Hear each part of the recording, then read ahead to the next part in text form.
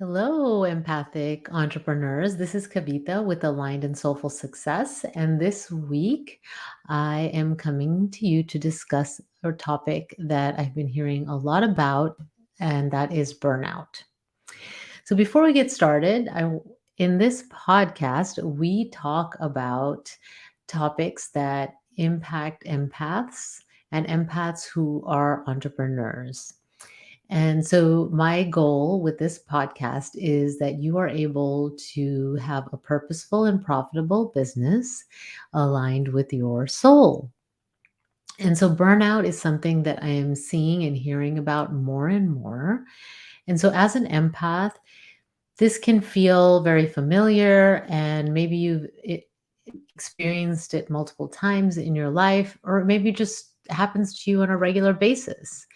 So, the type of burnout that I'm talking about is the type that kind of makes you feel like you want to quit your business, that you maybe are not designed to be in business, and it can stop you from doing your work in the world. So, how do you know if it's that type of burnout? Well, if you're starting to feel tired a lot, if you're lacking motivation to work on your business at all, if you are feeling like, what's the point in the business, right? If even working with clients can feel draining, which is why you maybe started your business in the first place. And then the other thing is that if you're procrastinating all the time, it's important to look at the cause of that. With procrastination, you can have strategies to get things done because, sometimes we do avoid tasks that are not our favorite. But talking about the type of procrastination that happens chronically, that you really don't feel like doing much of the things and you just keep delaying them or doing anything else to avoid it. Okay. So if you're experiencing some of these things, then keep listening. And I'm going to start today with continue with a story. Okay. So this is a client that I worked with before, and she was feeling kind of tired, but really not that tired. So nothing that was standing out, for instance.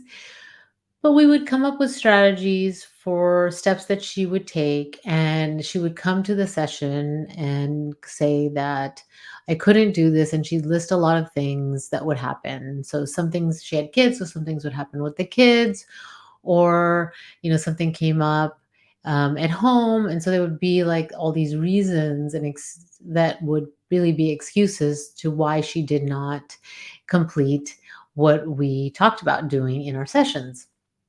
So when this happens, it's an opportunity to look deeper. So we started to look deeper at what was underneath that, right? Once we had already come up with the external strategies, right? So the first go to is usually with people that the willingness is to do something different externally. So, depending where a client's at, I'd like to start with the internal work, but sometimes they're not ready. And so they need to do the external steps. So in this case, she was not ready yet. So we came up with some strategies like um, maybe setting aside a time of day that her kids were not at home. And then talking to her partner to allow the space to be able to work on the tasks and maybe even hold her accountable. And so we put all those things into place, and she still wasn't getting it done. And so as we dove deeper, it was clear that she was procrastinating because she was afraid. And she was afraid that if she did all the things that we talked about and that it didn't work, then she would be a failure. And so it's easier on her to say that she didn't have time to do something than to do all the things and make the full out effort and fail. So her mind was protecting her from the perceived potential failure, but in a way was creating that because if she doesn't even try, then that is kind of failing, right? You're not going to see a result by not doing anything either, or very little. So we worked through some of those things that she had going on with what it would mean if she tried the things and it didn't work. And, things not working doesn't mean you're a failure. It's really about tweaking and assessing and then really coming up with what will work for you. And that takes some energy and time and the willingness to fail. And we can learn a lot from our failures, but failure to her meant that she was not good enough. And so for her, in some of her growing up as an empath, which can happen very often, the way that she received validation and love from her family was by excelling, by doing well in school, by bringing home good grades. And so by doing that, which is not failing, right? She received validation. And so for her, failing would equate not being validated, not being seen, loved, and heard. And so that is how her brain created that for her. Her mind said to her that failing means you won't get love. Now, logically, she knew that that wasn't true, yet her mind created that. So we worked on that conditioning, and as that worked together, she started to take steps in the direction of her business and to be able to enroll clients. And within a few weeks, she had enrolled her first few clients and was feeling okay with being judged. And it would still come up in some ways. And so we would continue to work on that. And so in her case, the procrastination, right? And then that was preventing her from doing things. And because she wasn't doing those things, we came up with a system. And then with the system, we realized that it wasn't the system that she needed, but she actually needed to see what was at the root cause of her not doing the work. And I give this example as an example of burnout because I see that all the time. There's a procrastination happening and there's some root cause. And then to feel like you're doing something, and this is not conscious, you end up doing a lot of things in your business that you actually don't need to do. And you're just doing, and it kind of fills the time and it feels like you're working all the time. And that contributes to burnout.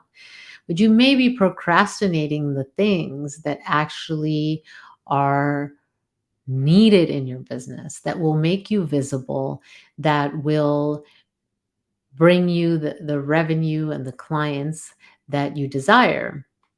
But if you're focusing on tasks that are busy work or feel like you're moving forward in your business, then you can burn out by just doing a bunch of things that are really not resulting in much, right? And so if you're feeling like you're working all the time and you're procrastinating, or you don't think you're procrastinating, but you're not getting some things done that you know are vital for your business, ask yourself if you're tired, if you're feeling burnt out, or if you're procrastinating, why are you really procrastinating? What is behind that behavior? A lot of times it is something to do with your conditioning and your mind. And so, though the external strategies are effective and are helpful, most likely they won't work long term. Getting to the root of what is causing the procrastination and then the burnout is vital. So, another reason that you may be burning out in your business is you're doing a lot of things, procrastinating the things that really will move you forward, or there's the people pleasing. So now people pleasing in business can show up in different ways.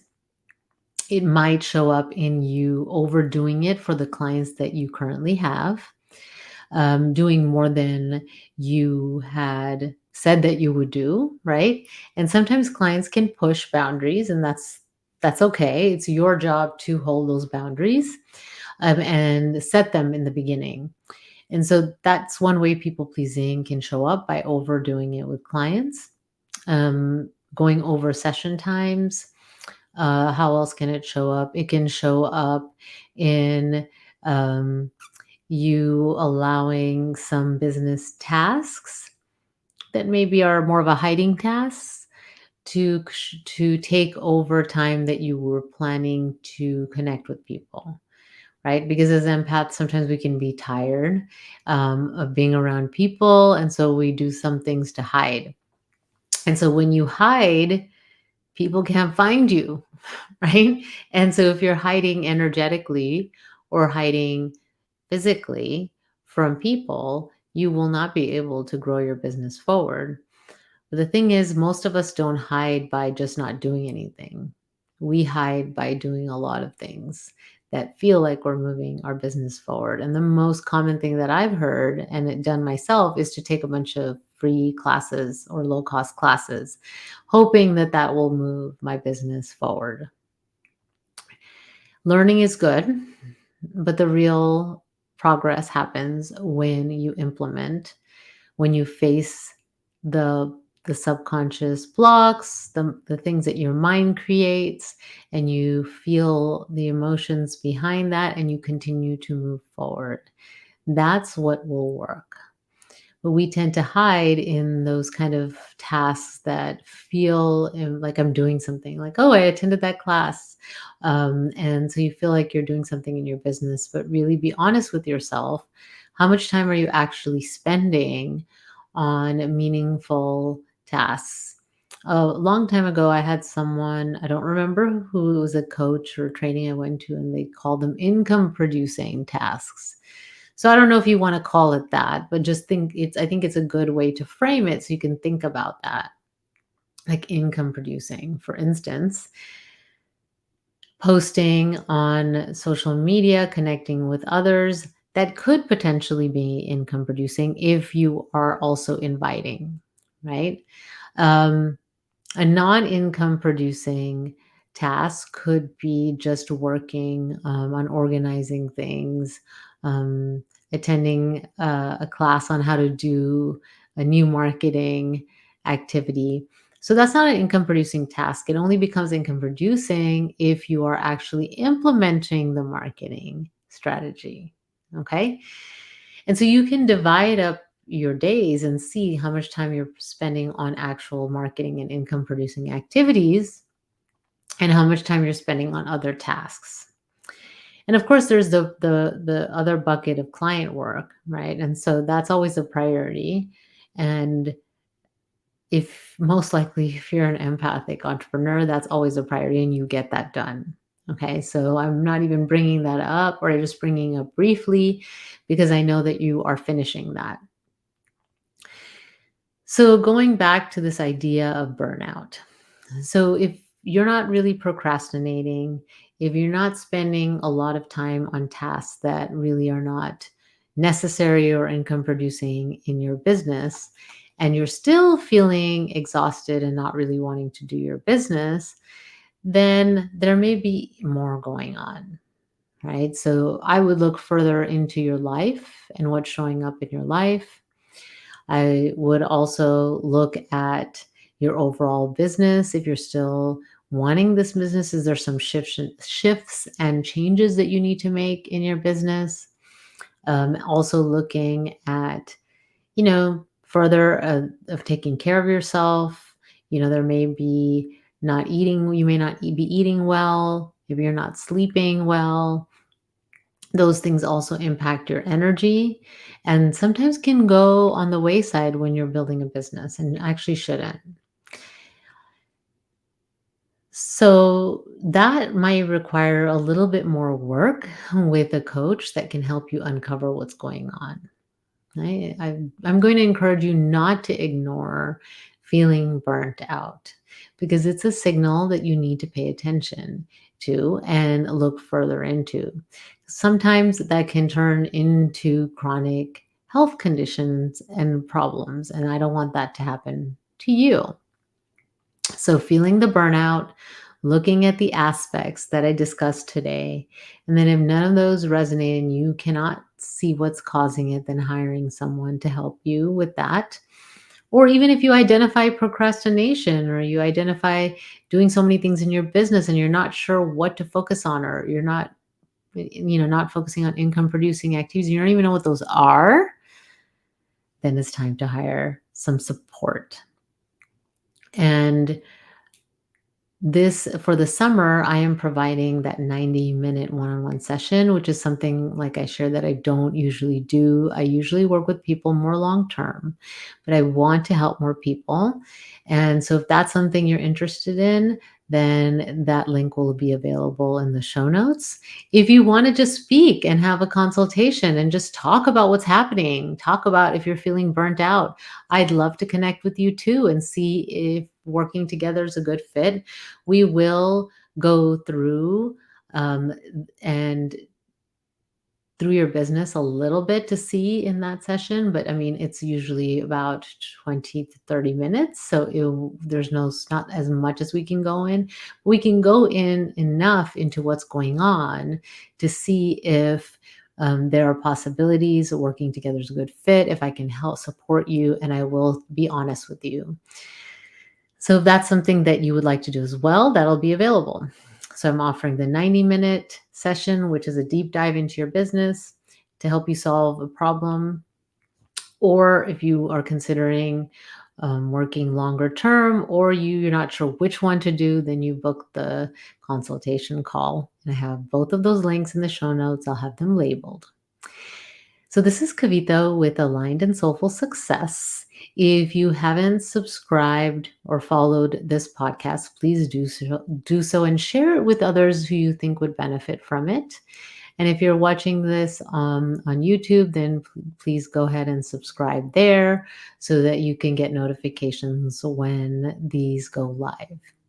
So I look forward to connecting with you next week. This is Kavita again with Aligned and Soulful Success. Take good care. Bye.